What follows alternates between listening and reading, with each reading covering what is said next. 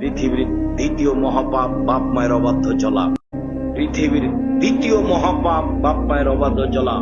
হলেও মাকে গালি দিবা না, হলেও বাপকে গালি দিবা না। যা হবে হবে, অন্যে সব ভেসে যাক, চাকরি চলে যাক, অর্থ সম্পদ কেটে যাক, স্ত্রী আমাকে ছেড়ে চলে যাক, তাতে আসে যায় না। আমি মায়ের অবাধ্য চলতে রাজি নই, আমি বাপের অবাধ্য চলতে রাজি নই। এইভাবে গড়ে উঠো। মাকে তুমি পরামর্শ দিতে পারো। শোনো, মা তোমাকে একদিন, যেদিন তুমি ছোট ছিলে, কোলে পেশাব করছিলা, বারবার পেশাব করছিলে, তখন তোমার মা একটু আদর করে এভাবে মারছিল, অত পেশাব করিস কেন রে, এটা মায়ের জন্য জায়েজ। এখন তোমার মা তোমার ঘরে তোমার বিছানায় পেশাব করে, তুমি একটু মজাক করে বলতে পারবা না যেইভাবে পেশাব করলে কিভাবে দেখবো? পরিষ্কার করবা তুমি, কাপড় পরিষ্কার করবা তুমি, তোমার মাকে পেশাব করাবা তুমি, পানি খরচ করাবা তুমি, তোমার মাকে কাঁধে নিয়ে যাবা মেডিকেলে তুমি, সবকিছু তুমি করবে। এই জন্য প্রস্তুত থাকো।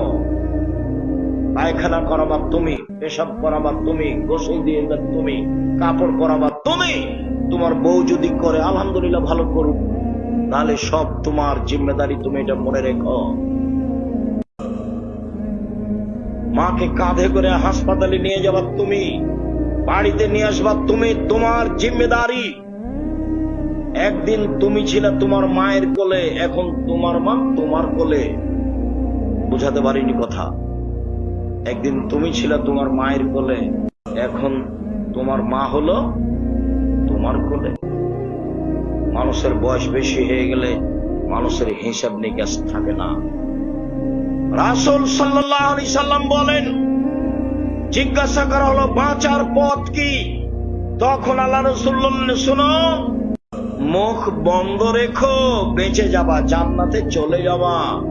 2, জরুরি প্রয়োজন ছাড়া বাড়ি ত্যাগ করো না।